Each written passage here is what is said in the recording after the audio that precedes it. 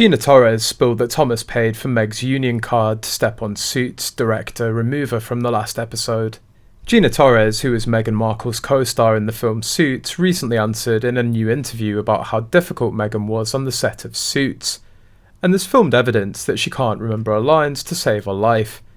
Even before she met Harry, she was called the Princess, and warnings would go out about how difficult she was to work with.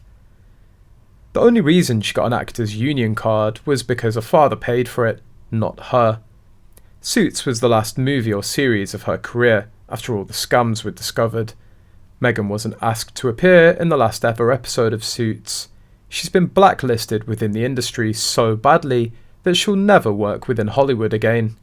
Recently, Meghan was also calling studio executives, directors and some A-list stars while she was trying to get a foot in the door and get some work when she moved back to Los Angeles after divorcing Harry.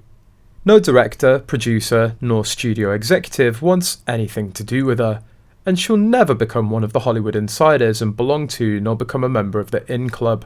I just read that she contacted Michael Douglas to try and squeeze an invitation to Cannes. She has no shame whatsoever. She continues to embarrass herself every day. WME should drop her as a client. She's already markled them a few times in a few months. Meghan's also now a controversial figure because of what she did to the British royal family, including the Oprah interview. So many Hollywood producers don't want to have to deal with her, and now many celebrities don't want to be associated with her, save for the few who showed up at a wedding.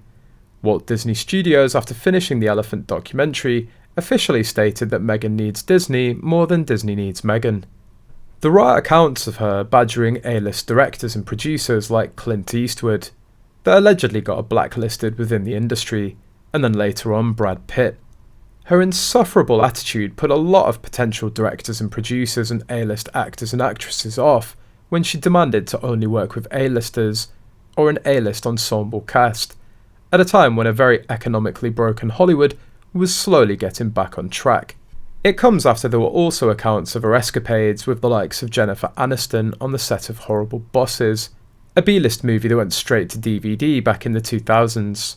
By her own self-confession, where she admitted publicly that she was a fraud, of how she scammed several Hollywood directors and producers to get her actor guild card. In a past interview, Meghan says that she pretended to be in a union to get a small part in a pilot for Century City, a 2004 CBS show. The host asks the panel about which role got them their first Screen Actors Guild card, a US union that represents more than 100,000 actors. She tells the panel, "I was Taft-Hartleyed, which is, I pretend I was union. It was the pilot called Century City, with Hector Elizondo. And I got there and they're like, 'So you're union?' And I'm like, 'Of course I'm union. I mean, absolutely.' And then I wasn't. To this day, those casting directors will never hire me. I was such a fraud back then."